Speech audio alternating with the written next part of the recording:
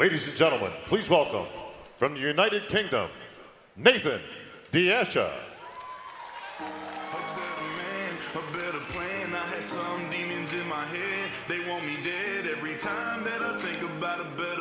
One of bodybuilding's rising stars from the UK, competing in his third Olympia. You're looking at Nathan D'Asha. He was seventh here a year ago. Of course, a former British champion, and very much climbing his way to the upper tier of this sport. Sean Ray, it looks like he has brought it once again.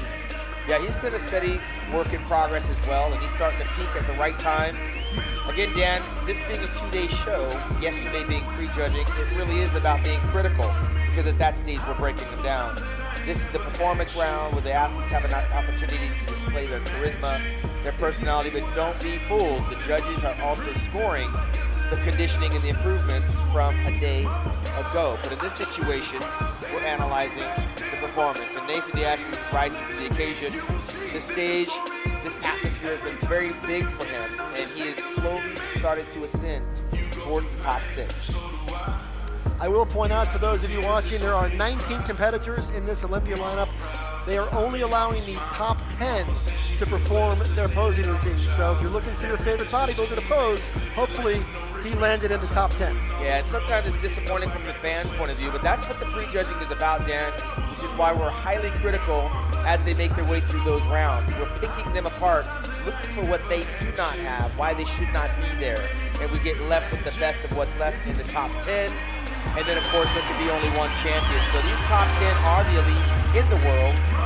And right now, they're pulling out all the stops to validate their existence on this Olympia performance stage. And also to validate their bank account, because there's a lot of money up for grabs. Of course, the $400,000 first place prize. Absolutely. You get rewarded for the hard work. Nathan is rising to the occasion.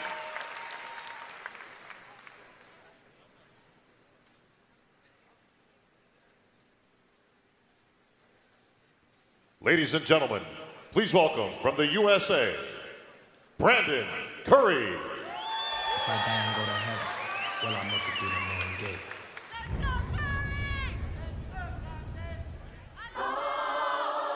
5'8", 252 pounds, by way of Tennessee. Former USA overall champion, Dan, trains out in Kuwait at the Oxygen gyms as well.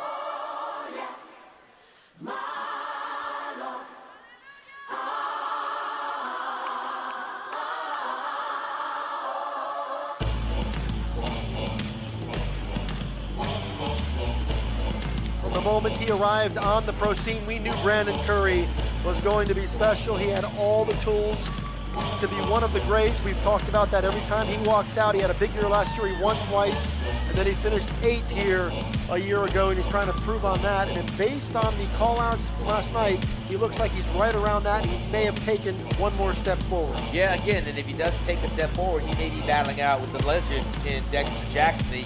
He had an opportunity to stand next to each other. With Brandon being as young as he is and as big as he is, he's holding his own next to the former champion. He is a perennial top 10 finisher. He's won over in Brazil, the Arnold Classic Championships. And he's also won the Arnold Classics over in Australia. Sean, there's no shortage of muscle on this frame. What's the thing that's holding Brandon back from getting him into the top 5 tonight? You'll notice he's got a little bit thicker skin than some of the other bodybuilders. He's darker skin, but it's a little bit thicker. And at 5'8", carrying 252 pounds, he's right there with Kevin Levrone. Kevin Levrone has got another 1.5 inches on this guy when you start to compare and contrast the physiques. But the skin is a little bit thick. The one thing about Brandon Curry is he is continually improving, and it pays off for him to go over to Kuwait and do the business of bodybuilding. But I don't think he can get any bigger at 5'8". He's right where he needs to be. He's just got to try to rip up the skin just a little bit more and thin it out. The hamstrings can use a little bit more meat on the bone. But his shoulder to waist differential and the width and the thickness on his back is nothing short of amazing for where he came from. All the while raising 4 children. Married an IFB Pro Bikini competitor in Miss Brandy Curry by way of Hawaii. Got a lot on his plate.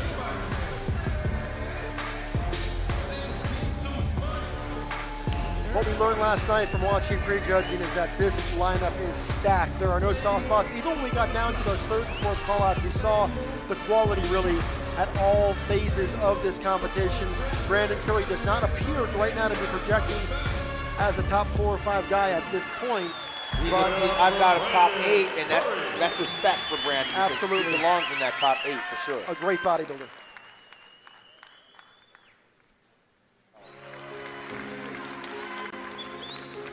Well, here he is, the world's most decorated bodybuilder. He turns 49 in November.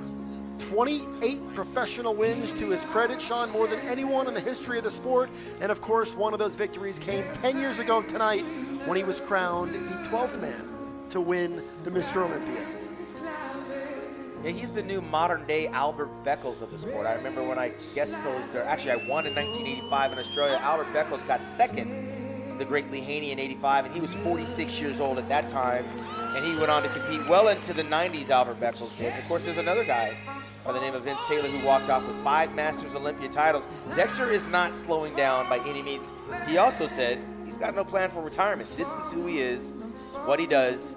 Win, lose, or draw. And he's not slowing down. He was runner-up earlier this year at the Arnold Classic, and we've often described him as the 8th wonder of the world because it's remarkable what he's able to deliver year in and year out consistently.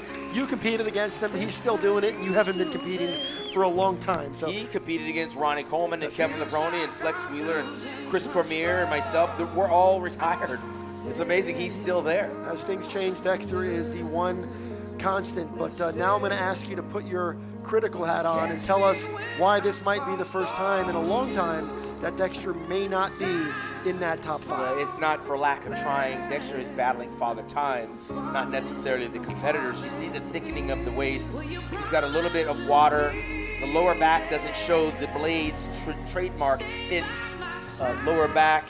And that happens when you age. It's just something that you can't knock him for. He continually trains hard in the gym. His deltoids, world class. He's got a great structure.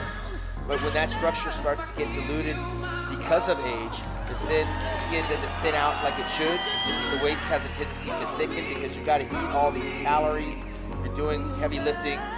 It starts to change the dynamic of the look. The hamstrings start to fade and the legs start to fade a little bit. But he definitely still has a few more gas in his tank. My heart is ready for love and to give up. And I choose First Olympia, Dan, was 1999, right here in Las Vegas at Mandalay Bay. And they love him, and more than love him, they respect him. I've been covering this sport for a couple decades, and it has been such a rare privilege to watch the way he handles himself, his approach to his preparation, how he handles his family and his fans, and just watching his workmanlike approach to the sport. He has respect for himself, he has respect for others, and I will say this over and over again. Dexter, it has been our privilege to watch you compete, and we hope you stick around for a few more years because he is extraordinary. Ladies and gentlemen, The Blaze. help me congratulate Dexter Jackson on his 19th Mr. Olympia.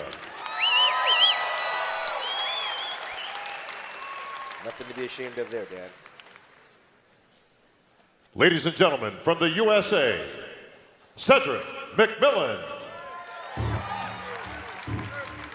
You want to get excited about looking at a beautiful physique. Pay attention to this man right here, standing 6'1", 280 pounds, serving the United States military, Cedric Big Mac McMillan. He's an artist. There's no one quite like Cedric McMillan, last year's Arnold Classic champion, competing out in his 4th Mr. Olympia. And he clearly has a very different approach, a very different mental approach. He has different expectations for himself and has a different perspective than others. And we don't have all the time to talk about that now, but we'll watch his routine.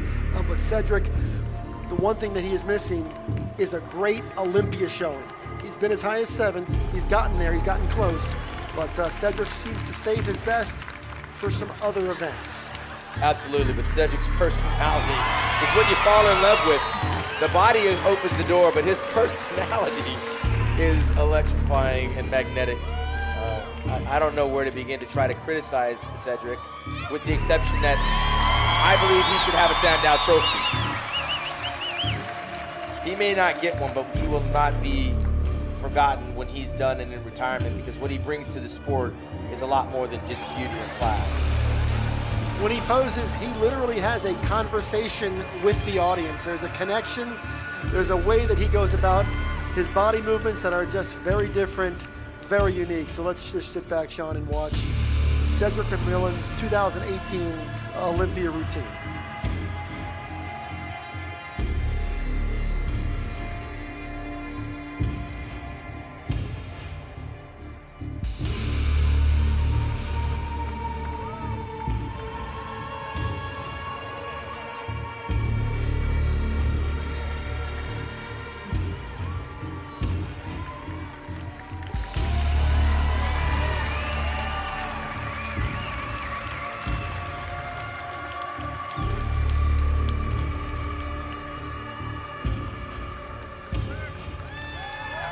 Funny, Dan, some of the guys, when they pose, they forget the audience is there. But Cedric is very aware and very interactive with his audience, which makes him a very popular personality and guest poser around the world. Ladies and gentlemen, please welcome from the USA, Steve Kuklo.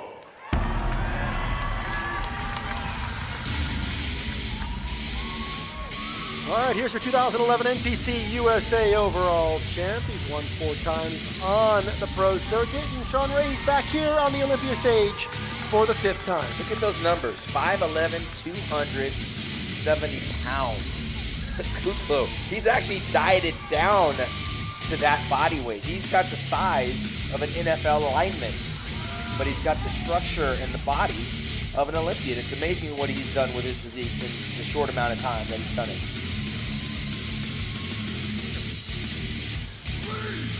And once again, if you are posing now, that means you are in the top 10. So that's great news for Steve Kuklo and fans of Steve, because it's a good showing for Steve to show up here at the Olympia and secure a spot in the top 10. Well, he's realistic too. He's like, I'm not going to win this. I'm not going to be top 6, but you know what?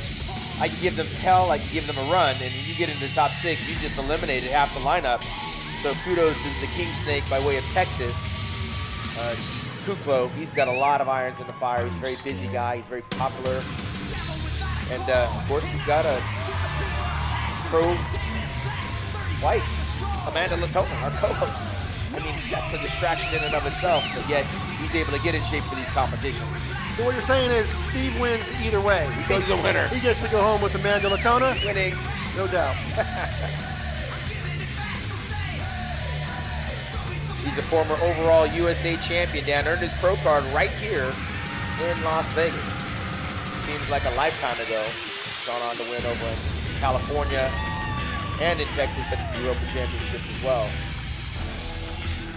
He also, Dan, won out in Brazil. He's a former Arnold Classic champion winner out there. I forgot to mention that. And actually, he was called to duty the same night he won on our flight home from Brazil, trying to save a passenger's life. Fireman by trade. Professional bodybuilder by profession.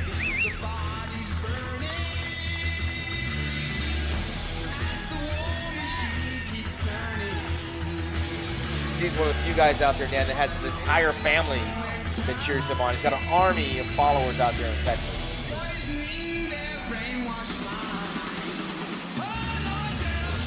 What he's missing here, Dan, is the back, a little bit of thickness, a little bit more thin skin. Again, we talked about the water retention, which doesn't make him as competitive in terms of being the top 6 threat. Dials it in a little bit more, maybe gets a little bit more detailed, a little bit more competitive. But he's got the structure, the nice V shape, big billowing quads, nice calves. Everything's there, just got to get the conditioning.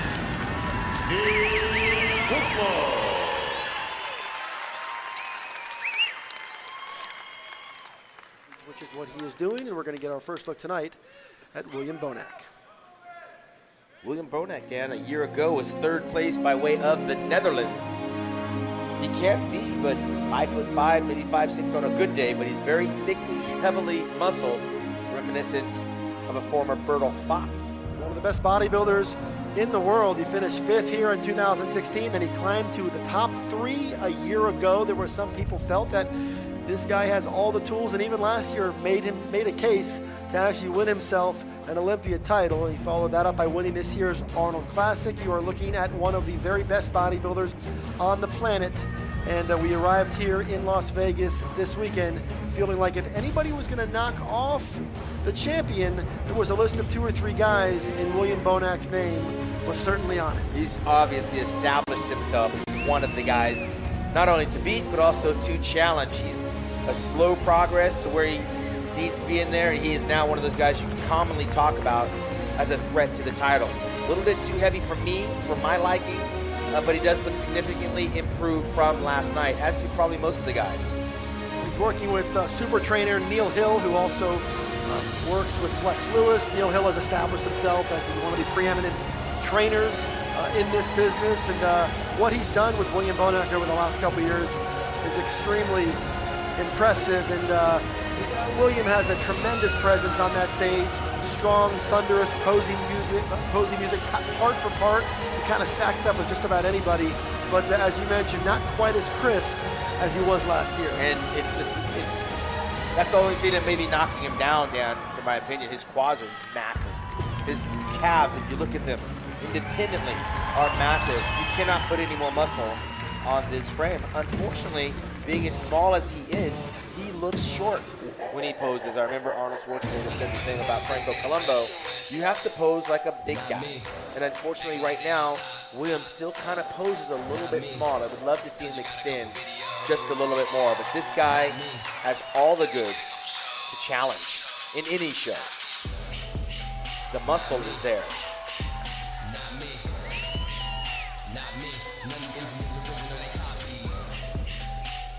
That's a classic William Bonac style.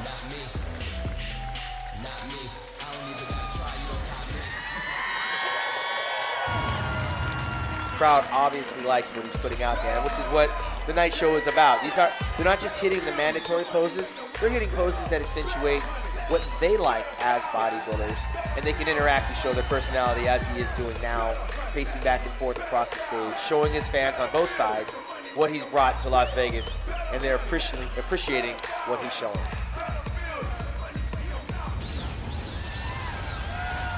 Much improved from 24 hours ago, William.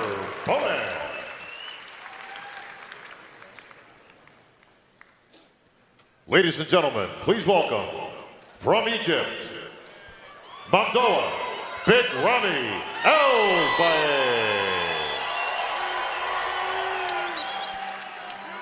Sean Ray, bodybuilding is a sport of all different shapes and sizes, and there is perhaps no shape or no size like the man we are looking at right now, Mamadou El-Baye. They call him Big Ramy for extremely obvious reasons, and we're going to sit back and watch the posing routine of the man who was the runner-up at last year's Olympia. Time can be transcended. Just remember me. I am the one star that keeps burning so brightly. Clearly tighter than 24 hours ago, Dan. You can see he dried up in the hamstring, glute department. You see a few more details that we didn't see 24 hours ago, which is what we were talking about last night. And it's one of the things that makes the Olympia unique. Of course, the Friday night pre-judging, 24 hours later, the Saturday night finals. It gives these guys a chance to tweak and tighten up and make improvements. Or in the case of the guys who peak on Friday night, they have to do everything they can to hold it together. And that's why these placings can change as the night goes. Big Ramy, of course, was the guy that a lot of people were looking at as the top contender to take out Phil Heath. And based on what we saw last night, it looked like that might not be going that way. As you mentioned, the physique does look better tonight. The feathers in the quads give it away. The splits in the pecs, the abs are tighter, the back is tight. Everything is tighter, which magnifies the physique even more. Unfortunately, first impressions sometimes set the tone for what's going to ultimately happen. And if last night it doesn't resonate more tonight, judges will stick with what they saw last night. Well, and it's not even just first impressions. Those scores for last night have already been logged into the system. So the damage that was done last night doesn't just go away. Yes, So absolutely. He's going to have to be that good tonight to overcome what went down 24 hours ago. This is a very impressive bodybuilder. Big Ramy is exceptional and clearly much better, and I think that's great for this contest because I'm looking forward to seeing Big Ramy and Phil Heath stand side by side. Absolutely, once Dan. again. I'm looking at him like he was last year. This is the Ramy we saw when he got first runner-up a year ago. He's not far off the mark. And the improvements, the graininess in there, the improvements are vast. I would like to have seen him change the music up to more up-tempo at this stage of his posing because he's starting to get excited, and the fans are as well. Sean, if this Big Ramy that we're looking at right now had walked out last night, this would be a very different contest right now. We would be using different adjectives for sure. As we try to get into the minds of the judges, sometimes we try to think like they might, but as an independent thinker watching this, you see the Christmas tree come in. That wasn't there 24 hours ago. You see the glutes, the striations. Those were not there 24 hours ago, along with the feathers of the quad. We're looking at a different bodybuilder, which makes him more competitive tonight. Now I'm curious to see what he looks like standing next to the rest of the field.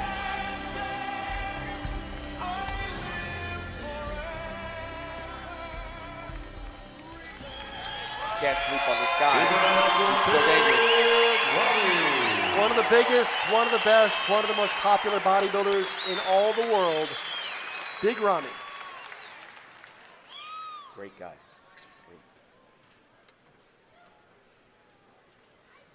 Ladies and gentlemen, from the USA, your 7-time reigning and defending Olympia champion, the Gift, Phil Heath. There was one.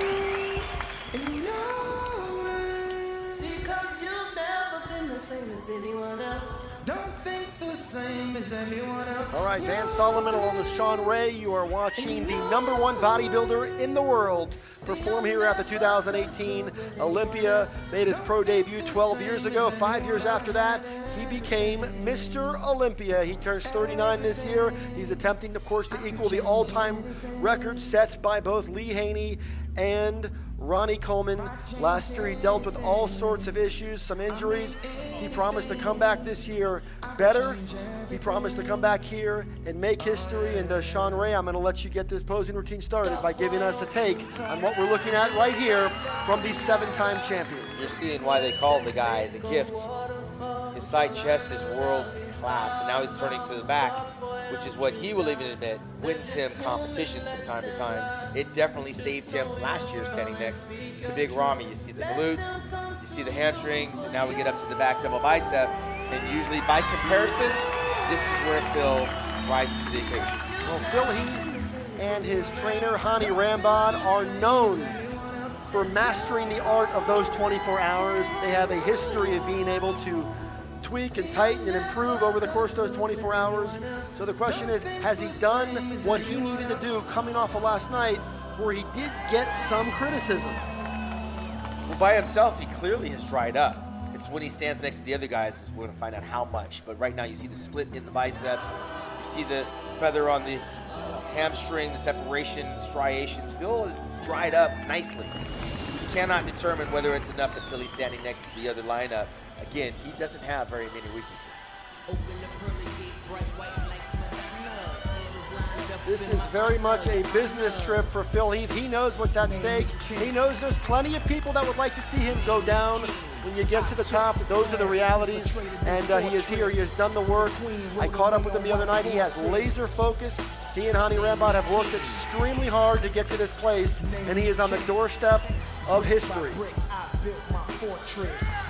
Well, when you talk about history, Ronnie Coleman and Lee Haney, you cannot not talk about someone like Phil Heath, who may join that company. But again, the midsection is what I'm drawn to in between the poses. He's got to maintain a nice, tight midsection because that's where Sean Roden will close the gap. He may shut the door on him when it turns to the rear double bicep, but when it comes around to that front abdominal and thigh, that's where Sean Roden is right there waiting for Phil. So this is going to be a battle of comparisons in terms of what they look like standing next to each other. And for Phil, he's a different kind of champion. He's also a champion in the era of social media. It's been a whole different set of circumstances over the course of his run, and he's been very willing to put his opinions out there, very willing to respond to detractors. But here he is tonight in Las Vegas at the Orleans Arena doing everything he can, scratching, clawing, and fighting his way to the finish line, because he's looking to do something that only two men in the history of the sport have ever accomplished. Phil will always be in that conversation, tied with Arnold Schwarzenegger with 7. I'm not a big fan of the non-routine in the routine round. I would have much more appreciated Phil doing an orchestrated routine. But nonetheless, he hit all the Phil Heath signature poses, and he's dried up nicely. Now we come to this payoff, and they start with the comparison.